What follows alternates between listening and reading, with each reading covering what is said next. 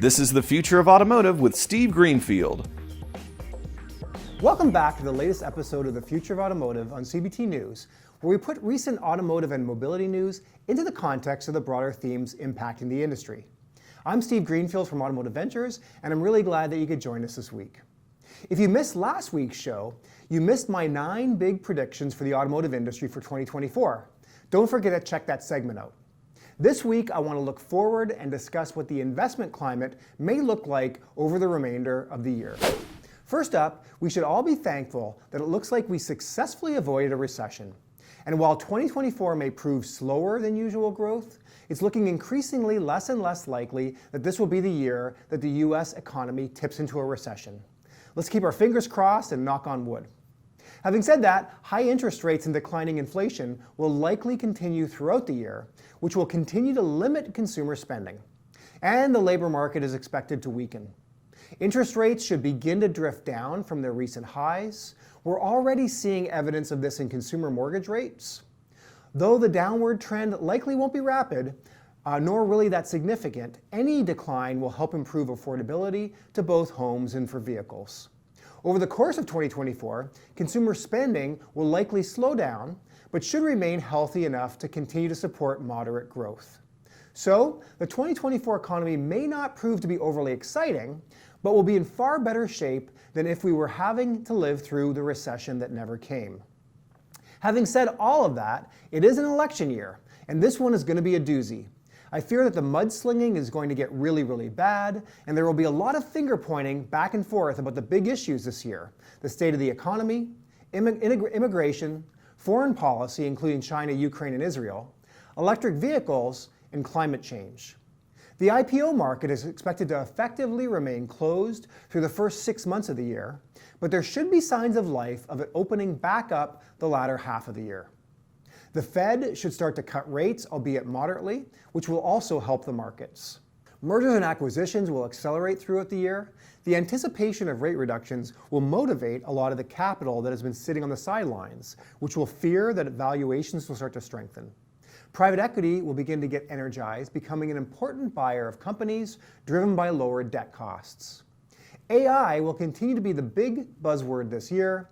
Companies will begin to report meaningful improvements in productivity from AI, reducing their headcount growth and eliminating operating costs. This should start to accelerate productivity per worker.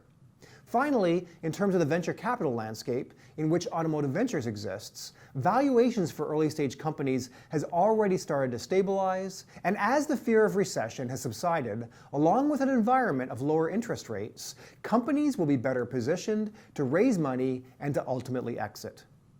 Other than the significant amount of uncertainty and volatility around the election, it should be a pretty good year all in all. So with that, let's transition to our companies to watch. Every week we highlight interesting companies in the automotive technology space to keep an eye on. If you read my weekly Intel report, we showcase a company to watch, and we take the opportunity here on this segment to share that company with you. Today, our new company to watch is Flow Labs. Flow Labs' AI-powered platform generates the most accurate transportation data available today to analyze, monitor, and optimize traffic flow across an entire city in seconds. Flow leverages AI to process, clean, and integrate data from multiple sources to create the most reliable model in the industry of what's happening on a city's roadways. The company then uses AI-backed solutions to automatically address transportation safety, equity, mobility, and its environmental impact, all at a low cost. Even with more transportation data available than ever before, traffic still costs us time, emissions, money, and lives. But with a better approach to collecting and using data, it doesn't have to be this way. Flow Labs delivers proven results. They reduce vehicle travel times by up to 24%, reduce vehicle emissions by up to 21%, and reduce crash risk by up to 51%. If you'd like to learn more about Flow Labs, you can check out their website at www.flowlabs.ai. So that's it for this week's Future of Automotive segment.